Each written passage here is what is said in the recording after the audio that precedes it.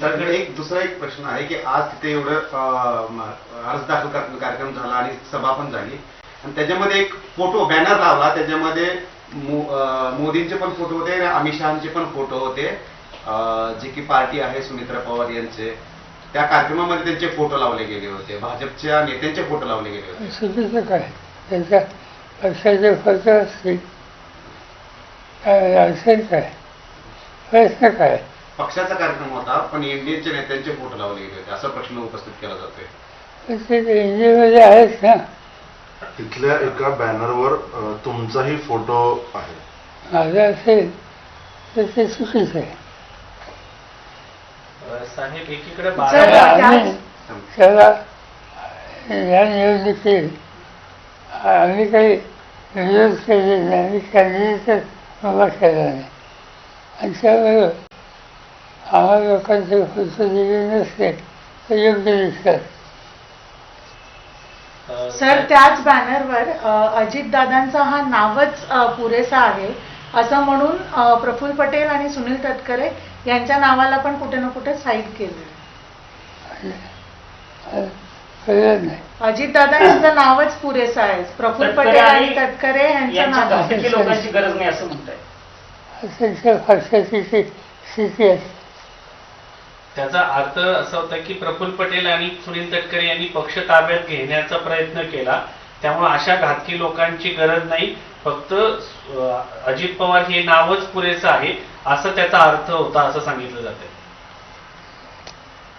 त्याचा अर्थ त्याचा निष्कर्ष हा त्यांनी काढलेला, आम्ही कुठे काढले आणि त्यामुळे त्याचं स्पष्टीकरण त्यांनी द्यायला हवं.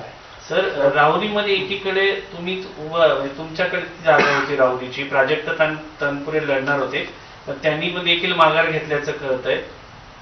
माहिती नाही कारण फॉर्म भरलाय का त्यांनी? नाही, त्यांनी नाही अर्ज भरला. अर्ज भरला नाही. तनपुरेंनी नाही अर्ज भरला. तनपुरेंसोबत प्राजक्त तनपुरेंसोबत भाजपच्या नेत्यांनी चर्चा केली, म्हणजे रवींद्र चव्हाण आणि महाजनांनी, आणि मग तुमच्या विकासाचे मुद्दे आम्ही मार्गी लावू असं म्हटले, त्यामुळे ते थांबले. माहिती नाही कारण मला माझ्या पक्षाने सांगितलं की एक तनपुरेचे निवडून असेल किंवा कोणी वकाच्या म्हणून कार्यकर्ता त्याचे निवडून असेल आणि त्यांना असं वेळेस केलं तुम्ही निर्णय स्थानिक पातळीवर घ्या, तो आम्ही घेतला असेल. तर एक प्रश्न असा आहे की उद्धव ठाकरेंना पाठिंबा दिला पाहिजे विधान परिषद निवडणुकांच्या अनुषंगाने असं तुम्ही म्हणाला होतात, मात्र दरवेळी आम्हीच का पाठिंबा द्यायचा असं काँग्रेस प्रदेशाध्यक्ष सपकाळ यांनी म्हटलंय. सपकाळ म्हटलं त्यांचा अधिकार आहे पक्षाच्या वतीने.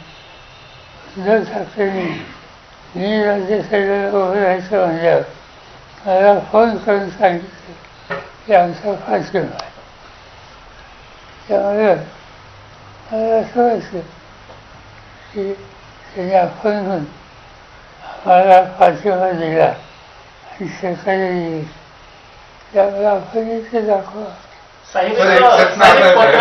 दरवेळी काँग्रेसकडून असं होतं, म्हणजे महाविकास आघाडी म्हणून तुम्ही आता पण भूमिका घेतली बारामतीच्या निवडणुकीत की आम्ही उमेदवार देणार नाही, बिनविरोध व्हावा असं सुप्रियाताई अनेकदा म्हणाल्या, पण काँग्रेस उमेदवार देते. आता उद्धव ठाकरेंच्या वेळी सुद्धा बिनविरोधाची अपेक्षा म्हणजे विधान परिषद त्यांना पाठिंबा द्यावा, पण काँग्रेस म्हणते आम्ही दरवेळी पाठिंबा का देऊ.